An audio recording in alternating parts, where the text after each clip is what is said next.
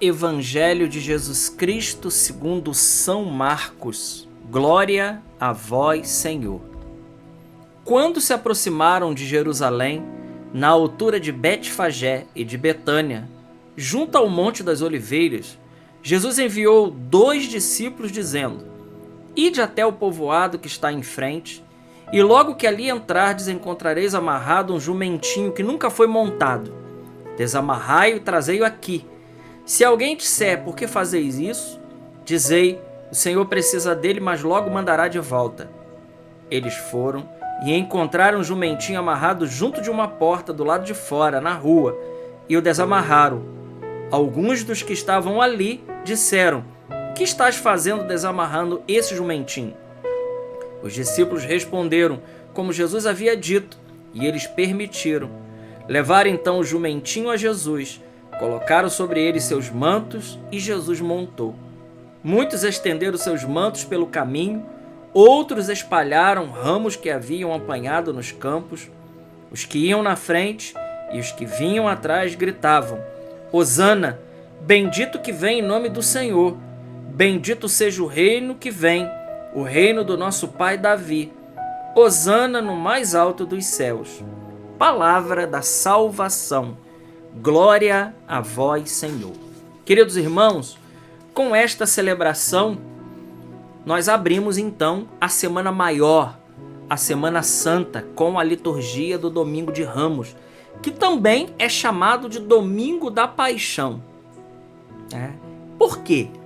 E eu li aqui, o Evangelho, primeiro Evangelho da missa, é o Evangelho que inclusive é lido normalmente fora da igreja, e se depois se faz uma entrada solene ou uma procissão até a igreja, de acordo com as condições que a exigência pastoral o permitir.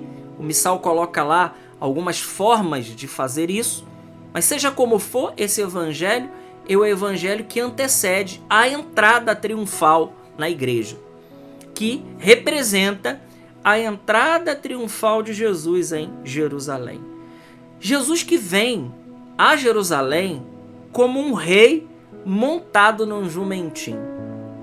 E é interessante a figura do jumentinho, porque Jesus ele não vem como um general romano montado num cavalo.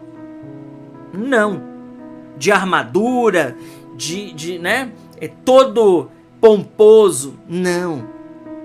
E isso aqui é um dado importantíssimo para nós, para mostrar para cada um de nós que o reino de Jesus não é daqui. E veja, isso aqui é muito importante. Jesus disse isso para Pilatos: o meu reino não é daqui. E a demonstração que ele dá ao entrar em Jerusalém, solenemente, mas montado no jumentinho, num potro de jumenta, ele entra mostrando que tipo de reinado é o reinado de Cristo nessa terra. E isso aqui é substancial para cada um de nós, meus queridos. O povo que estava ali e que gritava Hosana, vamos lembrar, é o mesmo povo que na semana seguinte gritaria: crucifica-o, fora, fora, crucifica-o. Por quê? Porque esse povo que gritava Hosana, bendito que vem, o reino de Davi está chegando. Ora, é evidente que eles achavam que Jesus seria um Messias político. Seria um general que colocaria abaixo toda a opressão romana que pairava sobre o povo judeu naquela época. Eles achavam que, a exemplo de Davi, que realizou inúmeras conquistas militares, que Jesus faria a mesma coisa. Mas Jesus diz que o reino dele é exatamente ao contrário disso. Ele não veio para realizar uma conquista militar, mas ele veio para realizar a melhor de todas as conquistas. Jesus veio para conquistar os corações.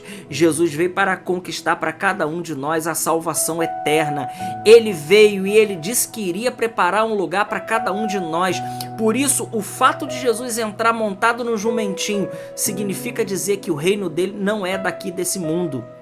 E significa dizer outra coisa muito importante para nós. Quando nós queremos sucesso pleno nessa vida, quando nós queremos a realização plena da nossa vontade aqui nessa terra, e quando nós colocamos a nossa esperança nas coisas dessa terra, meus irmãos, é aí que nós nos tornamos pessoas extremamente frustradas. Por quê? Porque esse mundo não pode saciar a nossa sede de eternidade. Esse mundo é incapaz de saciar a nossa sede de transcendência, de céu. Não é capaz. Não é capaz. E Jesus está mostrando isso nesse domingo de Ramos. Por quê? Porque logo na semana seguinte, na sexta-feira, Jesus sofreria a paixão por cada um de nós. Ele derrotaria a morte e o inimigo por um caminho jamais pensado por qualquer ser humano, jamais entendido por qualquer ser humano e jamais captado até pelo próprio inimigo de Deus. Jesus, ele vai por um caminho e ele destrói a morte numa carne semelhante à carne do pecado, para mostrar que ele é o Kyrios, ele é o Redentor. Então, esse povo que esperava um general, que esperava um Messias, que esperava alguém que fosse ali para resolver simplesmente os problemas políticos e sociais e a dominação romana e tudo mais, eles mesmos acabam ficando frustrados com a pessoa de Cristo. E por isso, diante da, aspas, aparente derrota de Jesus, eles não conseguem, diante daquilo, entender a grandiosidade daquilo que estava acontecendo no mundo espiritual. Aquilo que estava acontecendo no mundo sobrenatural. O resgate que Jesus estava realizando para cada um de nós. Meus irmãos, como é importante isso. E veja como isso torna a nossa vida leve. Como isso torna a nossa vida leve. Por quê? Porque a gente entra no tanto faz. Tanto faz. Se estão falando mal de mim, ou se estão falando bem de mim, tanto faz. Tanto faz. Por quê? Porque os meus olhos estão fitos no meu Senhor. E essa condição aqui é uma condição breve. Então, tanto faz. Tanto faz se aqui eu consigo grandes realizações materiais. Se conseguir, glória a Deus. Se não conseguir, tanto faz. Por quê? Porque o que Jesus tem guardado para nós é aquilo que São Paulo diz, são coisas grandiosas. Então isso torna a nossa vida leve. Porque se a gente entra nessa dinâmica do tanto faz, é porque nós estamos com os nossos olhos focados no Senhor.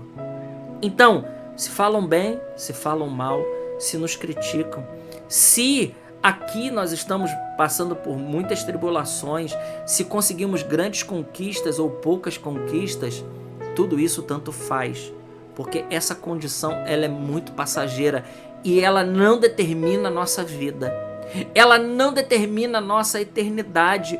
O que determina a nossa eternidade é a nossa união com o nosso Senhor.